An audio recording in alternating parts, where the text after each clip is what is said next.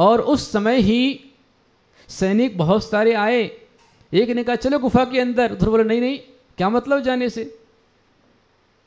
देखते नहीं कि गुफा के ऊपर इतना बड़ा ये मकड़ी का जाला बना हुआ है, यदि वो अंदर होता तो जाला टूटा होता, चलो आगे। और सारे सैनिक आगे बढ़ गए। राजा के समझ में आया कि जिस मकड़ी को मैं बेकार समझता था, आज उस मकड़ी ने ही मेरे प्राण बचा लिए, वरना मर जाता। इसलिए संसार में कुछ भी ऐसा नहीं है कि जिसमें गुण नहीं है। हर एक में कुछ ना कुछ गुण है, बस उसका लाभ लेने वाला होना चाहिए। जो जानता है समझता है वो ले लेता है, और जो नहीं जानता नहीं समझता उसे क्या मिलता है। मैंने सदर में एक दृष्टांत दिया था, शायद उनको ध्यान में आ रहा होगा। एक राजा था और हमेशा वो गुणवानों का, विद्वानों का सम्मान करता था।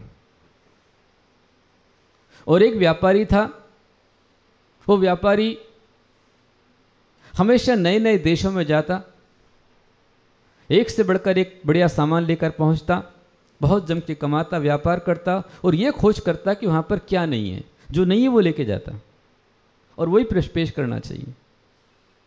यदि आप संसार में अपडेट होकर चलना चाहते हो तो आपको अच्छा से अच्छा देना पड़ेगा। आप अच्छा दोगे, अच्छा मिलेगा। और आप यदि रूढ़ियों पर चलते रहे, कुछ नहीं मिलेगा। आप लोग देख रहे होंगे कि 2006 में जो संघ था, आज 2018 है, संघ में बहुत कुछ परिवर्तन है, बहुत कुछ फ्रेशनेस है। युग के साथ चलना होगा। महान भावों, वो व्यापारी हर देश में जाता, खोज करता कि भाई कहाँ क्या नहीं है। वो खोजते खोजते एक नगर में गया, वहाँ का राजा बहुत अच्छा था। उसने अपना दुकान जमाई, व्यापार जमाया। जमाने के पहले फिर खोज की कि भाई क्या यहाँ दुर्लभ है, क्या नहीं है। तो देखते देखते समझ में आया कि सब कुछ है, एक से बढ़कर एक रत्न है, हीरे मोती जवाहरात हैं, सब संपन्न सुखी हैं। नहीं है वहाँ पर तो सिर्फ चौपाए नहीं है, मतलब गाय और भैंस वहाँ पर नहीं है, मतलब दूध वहाँ पर नहीं है। हो सकता है ऐसा भी, जैसे आप गल्फ कंट्री में जाओ, अरब देशों में, तो वहाँ आपको जैसे अपने यहाँ कुओं से पानी निकलता है, ऐसे वहाँ पर तेल निकलता है, पर पानी वहाँ पर दुर्लभ है। जितना महंगा आप यहाँ पर पेट्रोल खरीदते उतना महंगा वो लोग पानी खरीदते हैं, क्योंकि वहाँ नहीं है। तो उस देश में गाय और भैंस नहीं थी। व्यापारी अपने साथ में कामधेनु गाय लेकर गया था। उसने कामधेनु गाय का सुंदर सा दूध निकाला। दूध निकालने के बाद अच्छा उसने उसको संस्कृत किया, बढ़िया तपाया, गरम किया, छाना वगैरह जो भी करना था किया, छान के गरम कर लिया। फिर और उसको अच्छा बनाने के लिए उसके अंदर मिश्री डाल दी, दूध की सुगंध और बढ़ गई। फिर उसमें बढ़िया केसर डाल दी, उसका और सुंदर सा रंग आ गया। उसमें थोड़ा सा ड्राई फ्रूट, मेवा, पिस्ता वगैरह डाल दिया, और अच्छा लगने लग गया। और उसको बढ़िया सोने के पात्र में, कंचन थाल में लेकर के और रत्नों से जड़े हुए पात्र में लेकर के वह राज दरबार में गया। कहा, महाराज मैं भारत देश का व्यापारी, आपके लिए अपने देश से एक अनमोल भेंट लेके आया हूँ। सामने दी। राजा ने पकड़ा, बोले क्या करना है? बोले आप एक बार ढक्कन खोलिए। राजा ने ढक्कन खोला। जैसे ही ढक्कन खोला तो ढक्कन खोलते ही पूरा राज दरबार दूध की सुगंध से महक गया। ऐसा हो सकता है? नहीं हो सकता। आज का दूध आप लोगे तो उसमें कुछ नहीं होगा, क्योंकि तो जर्सी होस्टन का है, वो तो 30-40 लीटर एक साथ निकलता है, बस सीधा पानी और धोन निकलता है। आज से 20-25 साल पहले जो देशी गाय थी उसके दूध में आप देखो, कुछ समय पहले घरों में घी गर्म होता था, पूरी गली महकती थी, पता चलता था इनके यहाँ पर घी गर्म हुआ है। आज भी थोड़ा बहुत पता चलता है, लेकिन ज़्यादा नहीं, क्वालिटी कम हो गई। वो कौन सी गाय थी? वो कामधेनु गाय थी, देशी नहीं, कामधेनु।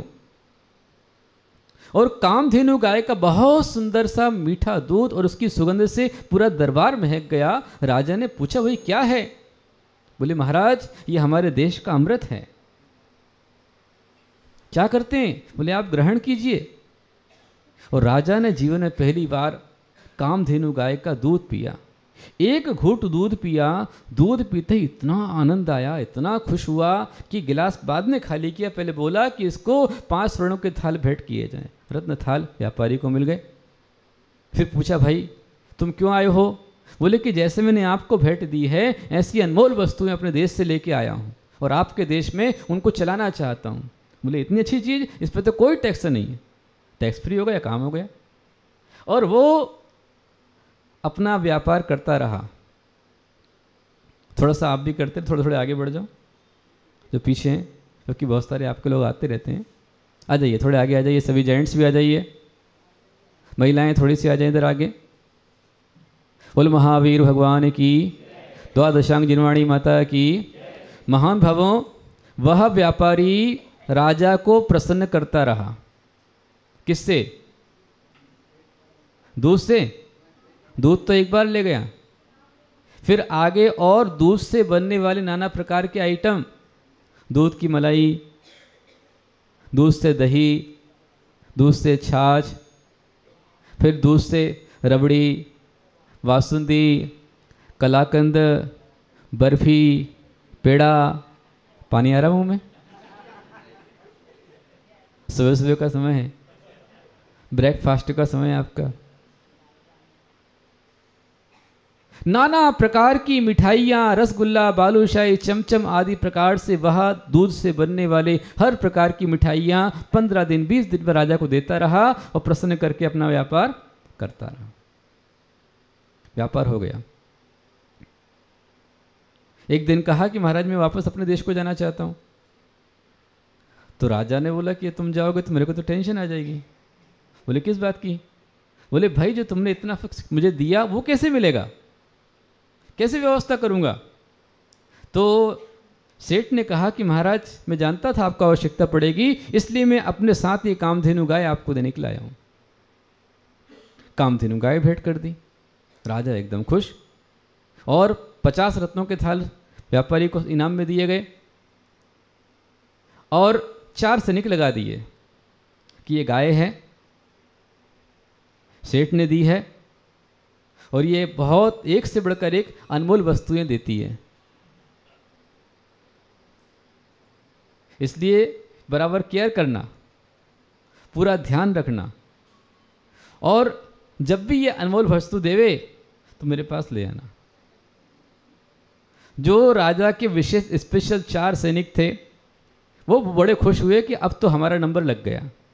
इतने दिन तक तो राजा जो था, ये व्यापारी जो था बहुत इनाम लेके जा रहा था, अब राजा से हम इनाम प्राप्त करेंगे। एक ने गाय के लिए एयर कंडीशन की व्यवस्था कर दी, बढ़िया साफ सुफ कर दिया, गाय को बढ़िया सहलाया। दूसरे ने घंटी ले ली, दीपक ले लिया, अगरबत्ती ली, आरती करने गए, ओम जय गैया मैया, थोड़ा दे गैया मैया। अब जब 3 4 5 बार गाय से मांगा तो गाय को थोड़ा देना पड़ेगा, गाय ने दे दिया। और जैसे ही गाय ने दिया सैनिक ने कटोरा लगा लिया, कटोरा पूरा भर गया। सैनिक पहुंचे, महाराज ये गाय ने अनमोल भेंट दी है। राजा ने देखी, बोली ये कैसी अनमोल भेंट है भाई? वो व्यापारी लेके आ रहा था, वो तो उसमें सुगंध आती थी, इसमें दुर्गंध आ रही है। उसका रंग सफेद था, इसका रंग तो ड्राई ग्रे ग्रे लग रहा है पूरा। राजा ने मंत्री को पूछा कि ये कैसी अनमोल भेंट है, ऐसे कैसी? वो तो वैसी थी। मंत्री ने कहा महाराज हो सकता है बाद में कोई केमिकल चेंज होता होगा। बोले थोड़ा सा आप चख के देख लो। और राजा ने ज्यों एक घूंट पिया, राजा का मुंह एकदम खारा खारा कड़वा कड़वा। क्यों? कौन सी अनमोल भेंट थी? गौमूत्र। इतने में 2 सैनिक आए, बोले महाराज अब तो गाय ने थाल भर के दिया है। क्या दिया? राजा का दिमाग खराब हो गया। कहा तुरंत बुलाओ उस व्यापारी को, झूठा है, कपटी है। सैनिक गए, व्यापारी को लेके आए, देखा महाराज गुस्से में। बोले जी महाराज।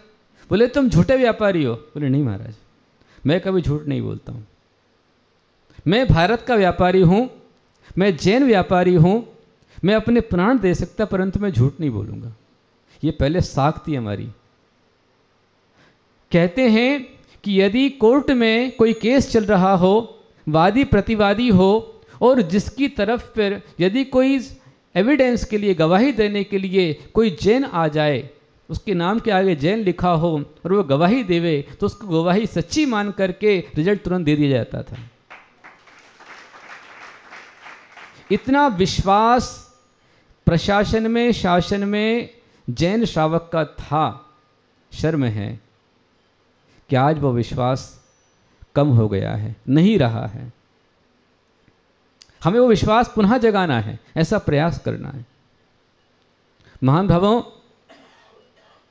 व्यापारी ने कहा महाराज मैं झूठ नहीं बोलता, मैंने जो दिया आपको उत्तम से उत्तम दिया है। बोले ये क्या दिया है?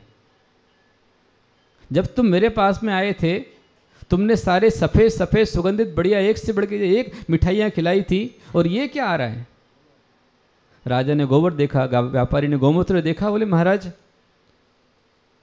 है तो वही, पर थोड़ी सी मिस्टेक हुई, मैं आपको बतला देता हूँ। तुरंत राज दरबार में उसने कामधेनु गाय को बुलवाया। कामधेनु गाय आ गई।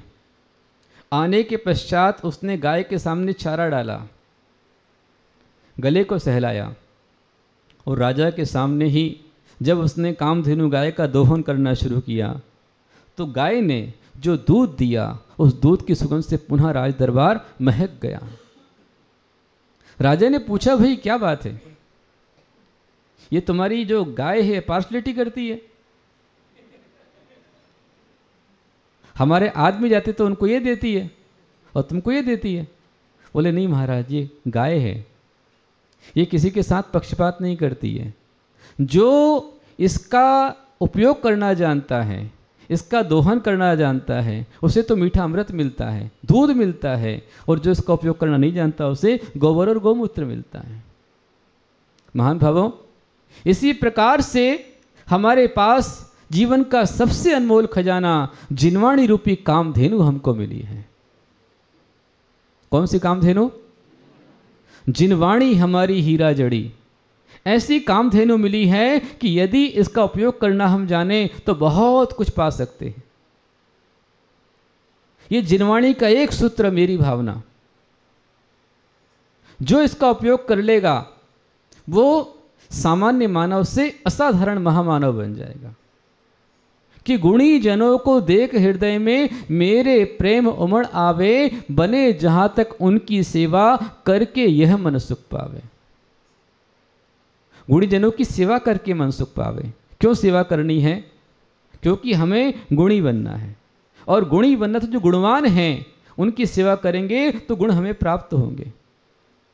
आचार्य पूज्यपाद स्वामी कहते हैं, अज्ञानोपास्तिरज्ञानम ज्ञानम ज्ञानी समाश्रयः तदा तु यस्तु यस्यास्ति सुप्रसिद्धमिदं वचः।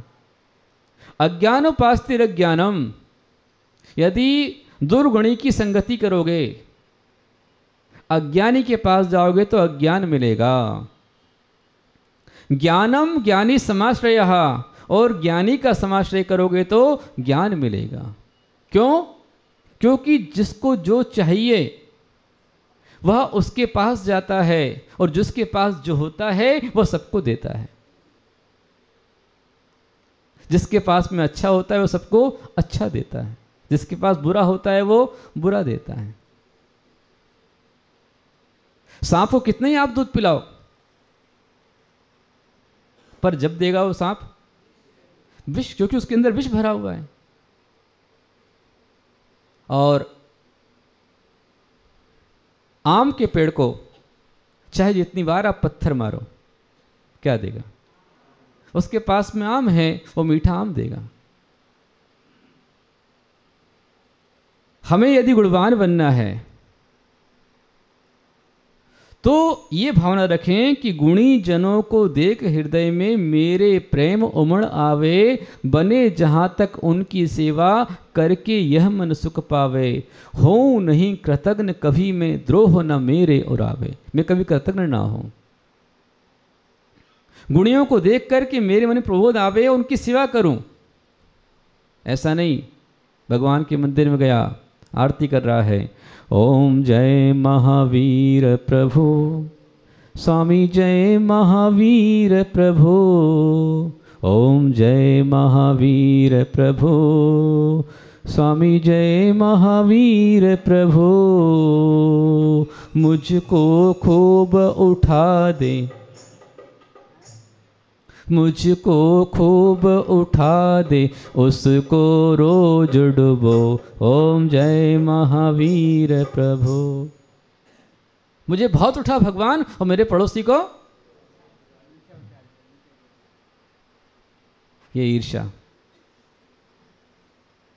गुणी जनों को देख हृदय में मेरे प्रेम उमड़ आवे। आज हमारे देश में ये लाइन खत्म हो गई है। हमारे देश में आज प्रतिभाओं का मूल्यांकन नहीं हो रहा है। जो अच्छे अच्छे साइंटिस्ट हैं, अच्छे अच्छे पढ़े लिखे लोग हैं, हमारे देश की प्रतिभाएं आज सब एक्सपोर्ट हो रही है, सब विदेश में जा रहे हैं, और वहाँ पर जाकर के वो एक्सपेरिमेंट करते हैं, वहाँ पर जाकर के डेवलपमेंट करते हैं, नए नए प्रकार के उपकरण बनाते हैं, और वहीं से हमारा ही सामान वहाँ से महंगा होकर हमारे पास में आता है। आज भले ही सरकार ने मेक इन इंडिया का नारा दिया है, परंतु मेक इन इंडिया का नारा, इस नारे को आरक्षण का दीमक खा रहा है। आरक्षण ये समाज के लिए ऐसा नासूर है, ऐसा दीमक है कि जो पूरी समाज को खोखला कर रहा है। आरक्षण ऐसा विष है जो पूरे समाज में एक भेदभाव का जहर पैदा कर रहा है। पहले भारत में इतने प्रकार के विवाद नहीं थे, आज आरक्षण के चक्कर में जातिवाद फैलता जा रहा है। ये मेरी जाति, वो उसकी जाति है, और दंगे फसाद जो हो रहे हैं, तो ये प्रतिभाओं का अवमूल्यन है, मूल्यांकन नहीं है। आज हालात ये है कि अच्छे अच्छे परिवारों के बच्चे रैंक में आते हैं, पर रैंक में आने के बावजूद भी उन्हें सही स्थान नहीं मिलता है, और आरक्षण के चक्कर में जो धक्का परेड वाले हैं वो टॉप पर बैठे हुए हैं, और हालात देश के खराब हो रहे हैं। जो कचरा है वो हमारे मुख्य स्थानों पर बैठा हुआ है, और जो बहुत अच्छा है वो सब विदेश में चला गया है। आज कुछ नहीं बचा है। प्रधानमंत्री जी ने स्वच्छ भारत का नारा दिया है, उनको मैं आह्वान करना चाहूँगा इस मंच से कि स्वच्छ भारत का नारा जितना अच्छा है, जैसे देश की सफाई आपकी चल रही है, इस संविधान के अंदर इस स्वच्छता आनी चाहिए, और जो गुणवान प्रतिभावान है उसको मूल्यांकन होना चाहिए।